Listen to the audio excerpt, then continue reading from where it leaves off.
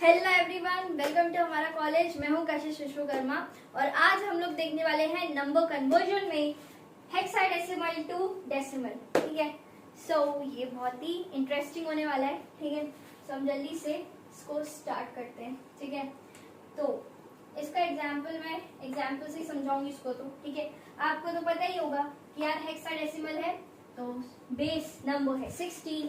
Numbers होंगे इसमें कितने, 0 टू 15। ठीक है, 10 से लेके 15 तक कहाँ से होंगे, अल्फाबेटिकल ऑर्डर में हो जाएंगे। ठीक है, तो यहाँ को आपको क्या करना है, डेसिमल में करना है। डेसिमल में 0 to 9 होते हैं। ठीक है, और यहाँ पे आपकी फॉर इंफॉर्मेशन के लिए हम, ठीक है, एग्जाम्पल से शुरू करते हैं, मस्त समझ आएगा। ठीक है, क्या लेना बताओ, ए बी को कर ले हेक्साडेसिमल में, मजा नहीं आ रहा, छोड़ ए बी ले लेते हैं। थोड़ा सा बड़ा करते हैं ना शुरू में, तो ना पूरे कॉन्सेप्ट्स ऐसे ऐसे खुलेंगे, ऐसे ऐसे क्लियर होंगे ना, मस्त लगेगा। अभी भी छोटा लग रहा है मुझे, ई और एफ और ले लेते हैं और लंबा कर लो। चलो ठीक है, इतना रहने देते हैं।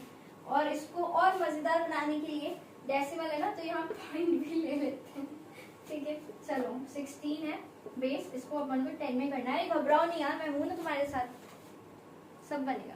ठीक है, चलो अभी देखना, पहले मुझे क्या करना होगा, पहले अपन इंटीग्रल पार्ट को सॉल्व करें या फ्रैक्शनल पार्ट को अलग अलग सॉल्व करें।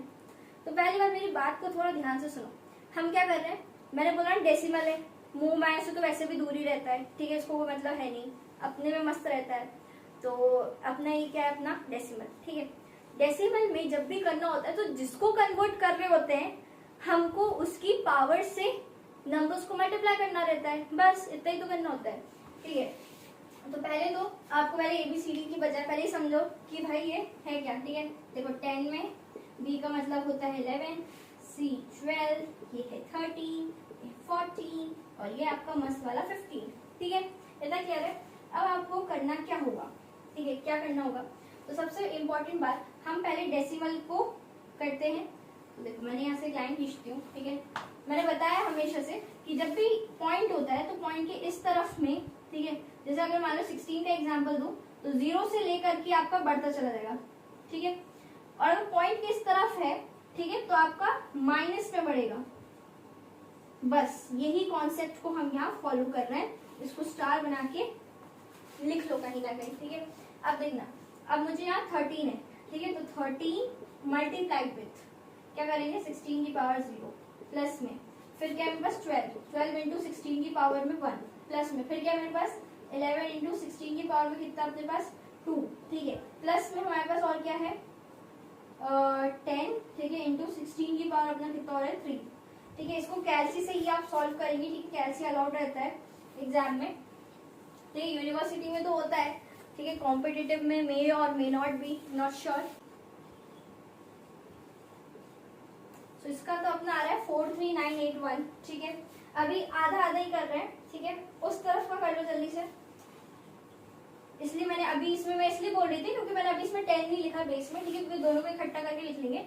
14 है तो मैंने बोला था कि 14 होने दो, हमको क्या करना है 16 की पावर -1, ठीक है, प्लस में 15 इंटू 16 की पावर में -2। ठीक है, इसको करके हम सॉल्व करते हैं। We are getting here 15.068। ठीक है, कैलसी से किया अपन ने। और उसके बाद अब देखो एक और बात है, तो क्योंकि डेसिमल वाला पार्ट है, यानी कि डेसिमल तो नहीं, फ्रैक्शनल पार्ट है। ठीक है, फ्रैक्शनल से आप समझ सकते हैं आराम से।